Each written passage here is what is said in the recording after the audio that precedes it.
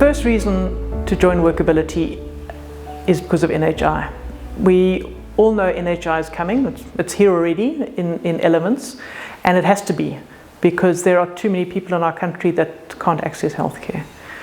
The way our medical system works at the moment isn't sustainable.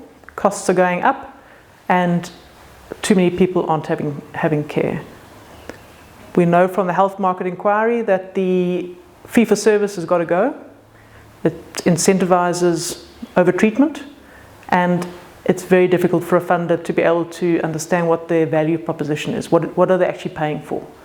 So we've got to position ourselves to be answering the questions that NHI is asking.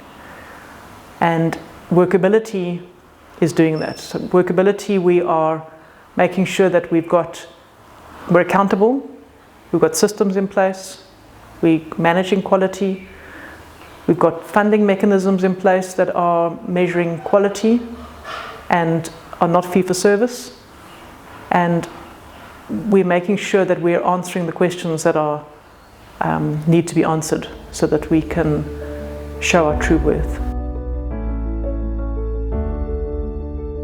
We're all very aware of what's been happening over the last few years with clawbacks. We all know people that have had money clawed back. We know of practices that have gone under because of the clawbacks, and they're scary. They're very frightening. If we look at it from the funder's side, the number that's being thrown around is that 15% of what they pay, which is 30 billion rand a year, is being lost on fraud, wastage and abuse. Basically the same amount of money needed to vaccinate the entire country against COVID. So it's proper money that they're losing.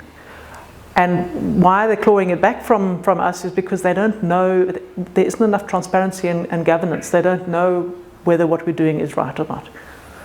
So that's what Workability does. That's part of the stuff that's a little bit harder. You've got to document and put everything in place. But you do that so that funders can see you know what you're doing, that you're following the rules, and that what they're paying for, there's a value to it. So there's a value proposition. We also have pre-authorizations in place to make sure that they know upfront what they're paying for, and they pre-authorize that.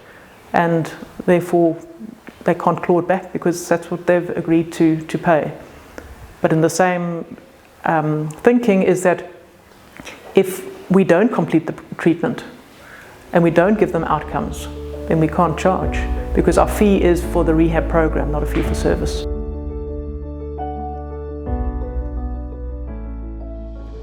So just remember, when we talk about governance, it sounds like just a document thing that's being pushed on us.